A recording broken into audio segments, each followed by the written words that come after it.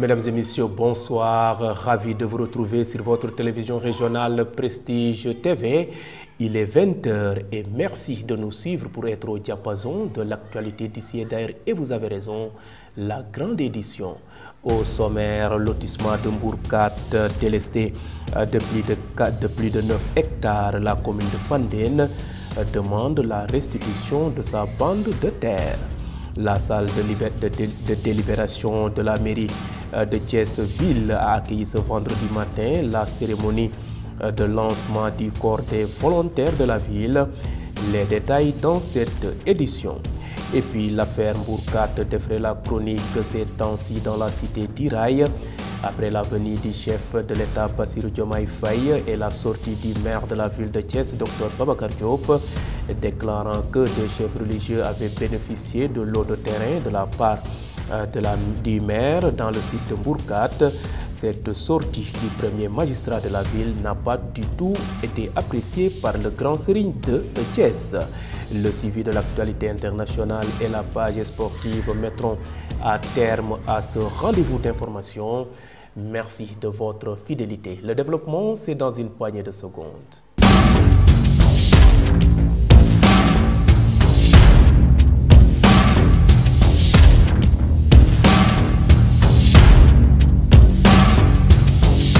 Bienvenue et démarrons ce rendez-vous d'actualité par le maire de la ville de Thiès. Ce vendredi 10 mai, Dr Babacar Diop a procédé au lancement du corps des volontaires de la ville de Thiès. Ce projet entre dans le cadre de la sécurisation des espaces publics, de la lutte contre l'occupation anarchique dans certaines zones. En donnant des exemples, le maire de la ville revient sur l'importance de ce projet. Le voici au micro de nos reporters Isaac Dapa et Ousmane Diallo. Nous avons beaucoup de problèmes, beaucoup de difficultés dans la surveillance urbaine. Cela dit, je voudrais aussi féliciter ces jeunes qui ont accepté d'intégrer ce corps des volontaires. Le colonel l'a dit tout à l'heure. On a fait appel à candidature ouverte.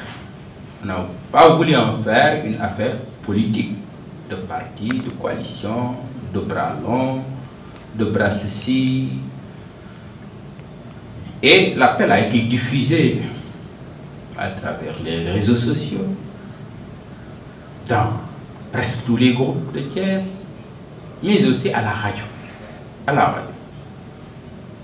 Et je pense que c'est un professionnel, en rapport direct avec les services de la ville, notre administration, les ressources humaines, qu'ils ont procédé au recrutement. Ça, c'est très important en termes de gouvernance.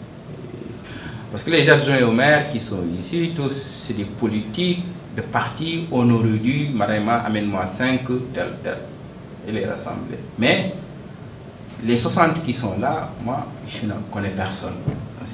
C'est la première fois, la plupart d'entre vous, que je vous rencontre. C'est pour vous dire que lorsque, au niveau de la mairie de la ville de Thiès, qu'on parle de gouvernance, et qu'on parle de bonne gouvernance, et je pense que c'est des choses très importantes à ce niveau. Je voudrais, en tant que jeune thiessois, vous féliciter et vous remercier d'avoir accepté d'intégrer ce corps des volontaires. Vous suivez le rendez-vous de l'actualité grâce à votre nouvelle chaîne de radio Prestige FM qui émet en modulation de fréquence sur les 95.5 FM ici à Thiès. Et à présent, parlons société. Dans cette édition, les populations de Fandène veulent la restitution de leurs terres. Le conseil municipal de la commune, en conférence de presse hier jeudi 9 mai, a demandé au président de la République, Bassirou Diomaye Faye, d'intervenir pour le rétablissement d'une bande de la forêt classée d'une superficie de 9 hectares appartenant à la commune de Fandène. Une réclamation a été introduite en ce sens auprès du gouverneur de la région de Thiès le 7 mars 2024. Face à la presse, Cheikh Diop a lu la déclaration des habitants de Fandène. Suivons-le au micro de Moussa Mbaye. Dans le cadre de ce qui est convenu d'appeler la nouvelle ville de Thiès, les aménagements effectués au niveau de la forêt classée sous l'appellation de lotissement Mbourkat ont impacté considérablement la commune de Fandène sur une superficie de 9 hectares 25 ar 48 centiares. Autrement dit, la commune de Fandène, dans ce lotissement appelé Mbourkat, se trouve délestée d'une superficie d'au moins 9 hectares, destinée désormais à venir se greffer à la ville de Thiès. Nous signalons que l'appartenance de cette bande appartenant à la commune de Fandène a été attestée et confirmée par l'Agence nationale de l'aménagement du territoire, ANAT, à la date du 10 janvier 2024, sous le numéro 0124 003. Par ailleurs, nous avions, au moment où le président de la République sortant proposé le déclassement de la forêt classée de Thiès comme la solution de décompression de la forte demande sociale en matière foncière, sollicité et obtenu de ce dernier, à savoir le président de la République sortant, que cette partie de notre commune très contiguë à cette ville, à cette forêt classée, ne soit pas comprise dans le lotissement de Mbourkat. Par conséquent, nous avions alors obtenu du président de la République sortant l'exclusion du principe de cette bande de 9 hectares du lotissement relatif à la nouvelle ville appelée Mbourkat. Cependant, grande a été notre surprise lorsque le lotissement de Mbourkat a été publié, de nous rendre compte que la bande de notre commune sous-rappelée était bien incluse dans ce lotissement en question, du fait de l'opérateur foncier à qui il a été donné de le réaliser. Ce dernier a alors fait fi de la volonté du chef de l'État sortant. Société toujours et sous forme de brève, et je vous le disais en titre, l'affaire Mbourkat défraie la chronique ces temps-ci dans la cité d'Iraï. Après la venue du chef de l'État, son Excellence Bassirou Diomaye Faye, et la sortie du maire de la ville de Thiès, Dr Babacar Diop, déclarant que des chefs religieux avaient bénéficié de l'eau de terrain de la part du maire dans le site de Mbourkat. Cette sortie du premier magistrat de la ville n'a pas du tout été appréciée par le grand Serigne de Thiès que vous voyez sur ces images.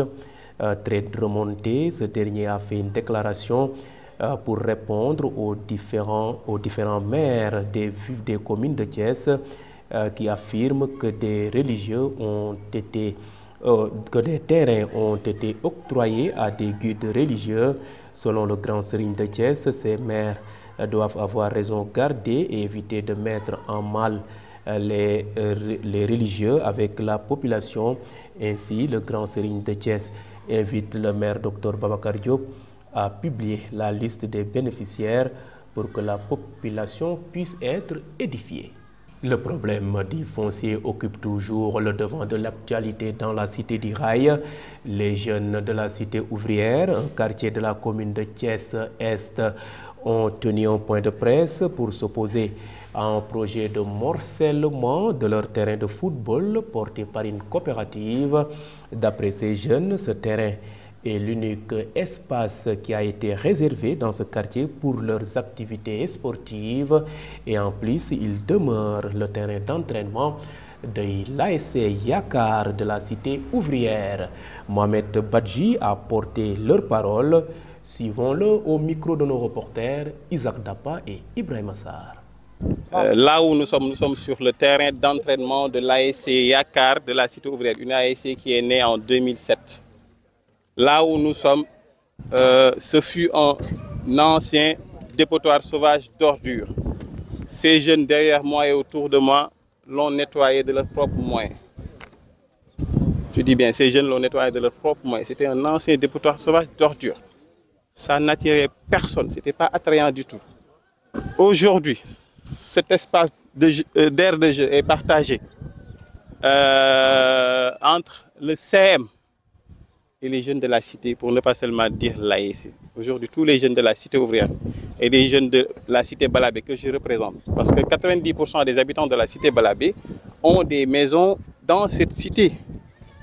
Donc, qui est donc voilà une propriété donc foncière des chemins de fer.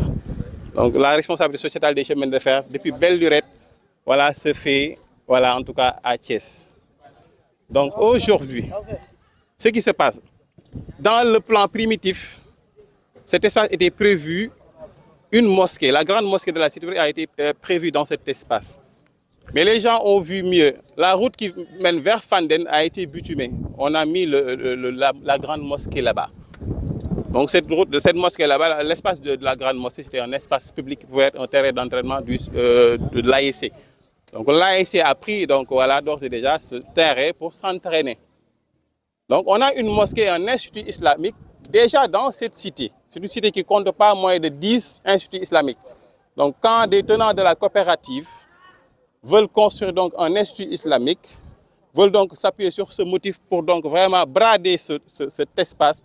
Là, je pense que 2 ans de cela, ce problème donc était là et des jeunes qui étaient en colère avaient cassé des briques. Aujourd'hui, on n'en est pas là du tout.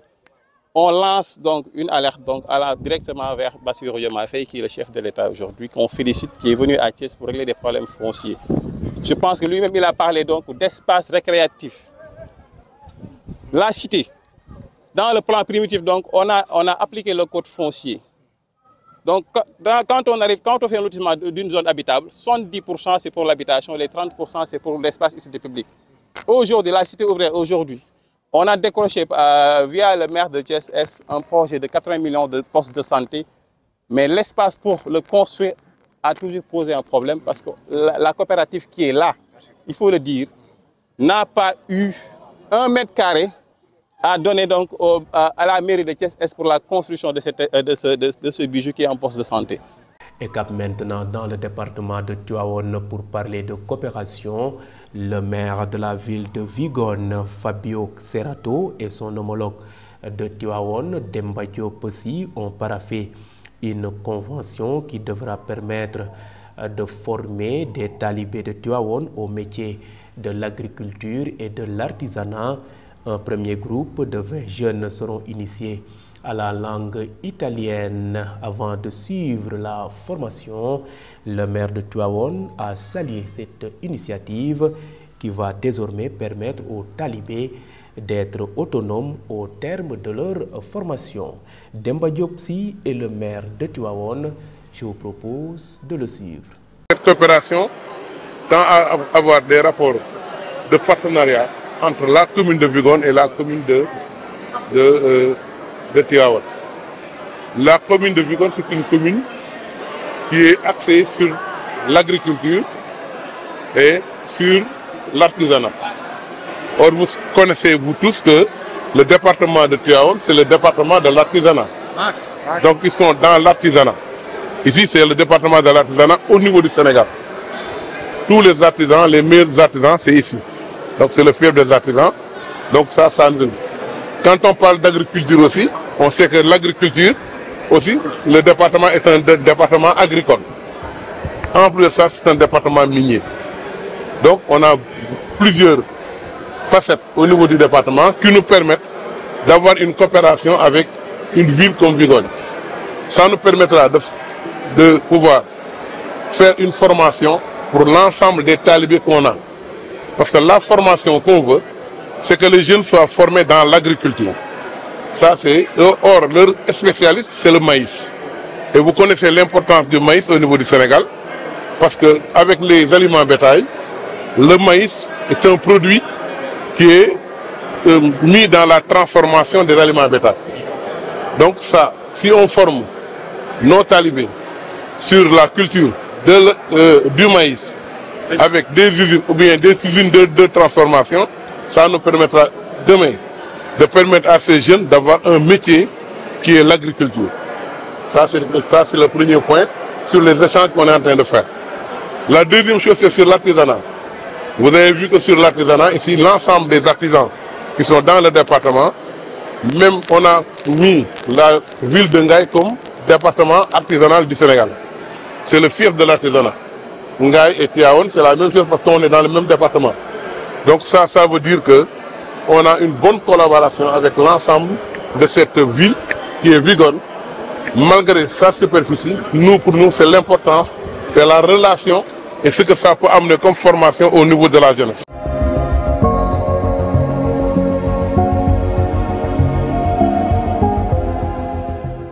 Et à présent, jetons un regard sur ce qui fait l'essentiel de l'actualité nationale de ce vendredi 10 mai. Demande de liberté provisoire, Ndella Madior Diouf reste toujours en prison, nous dit Mambiram Sissegaï.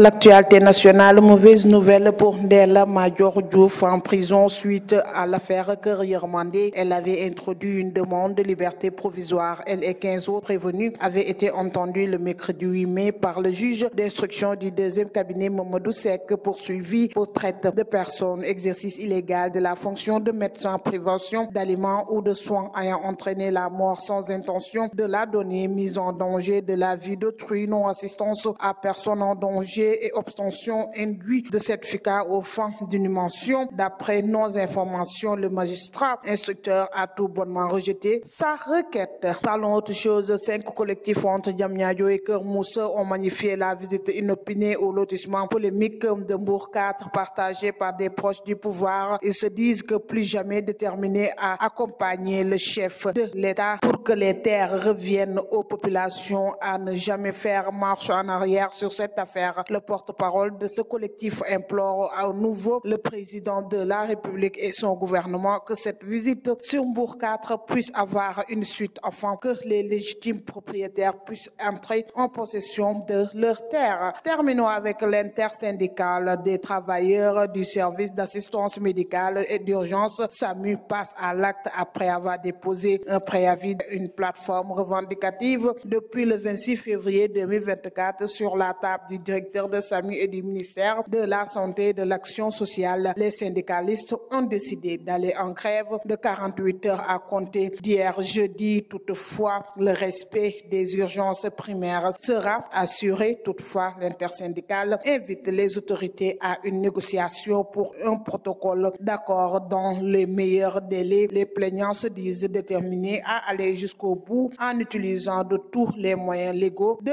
lutte. C'était tout pour cette actualité nationale.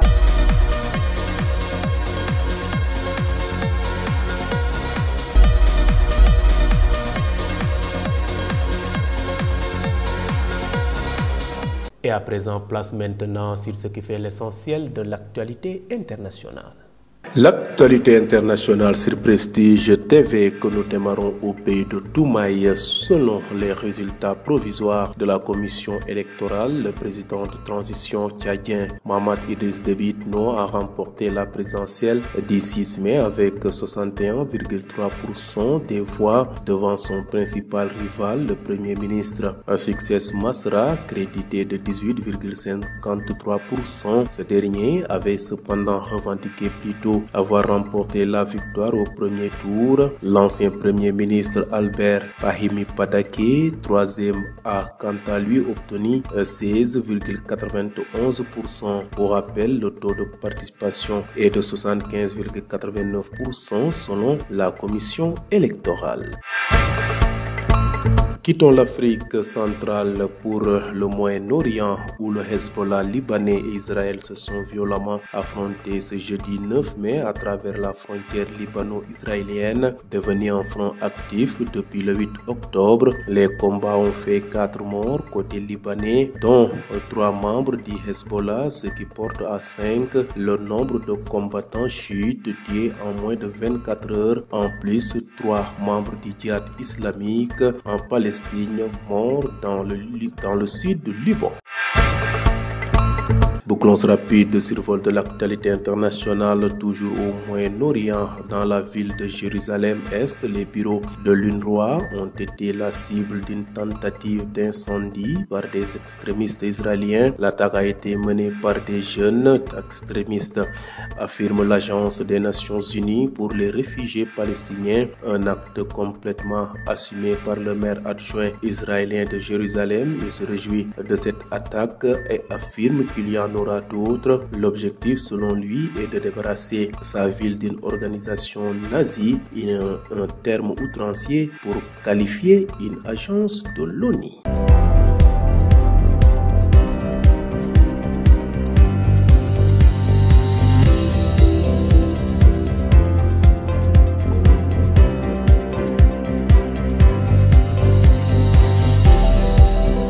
Et bouclons cette édition par une note sportive qui porte la signature de ce vendredi de Ibrahima Sarr.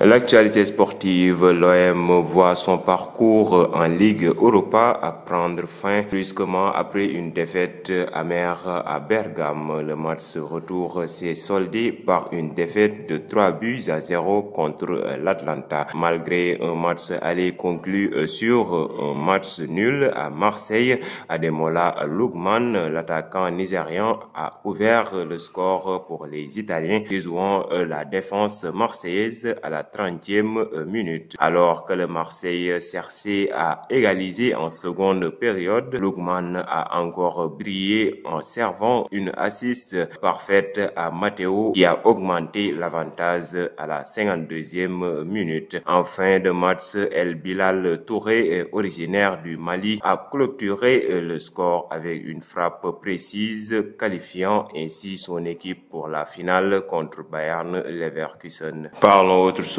Après avoir éliminé Lille au tour précédent, Aston Villa est tombé en demi-finale face à l'Olympiakos, 2-0 au match aller et 4-2 au match retour. L'Olympiakos s'est qualifié jeudi pour la finale de la Ligue Europa Conférence en battant Aston Villa 2-0 et affrontera la Fiorentina en finale le 29 mai à Athènes. Le héros de cette demi-finale est marocain et s'appelle Ayoub El Kabi, auteur d'un triplé à l'aller lors de la victoire 4-2 des Grecs en Angleterre.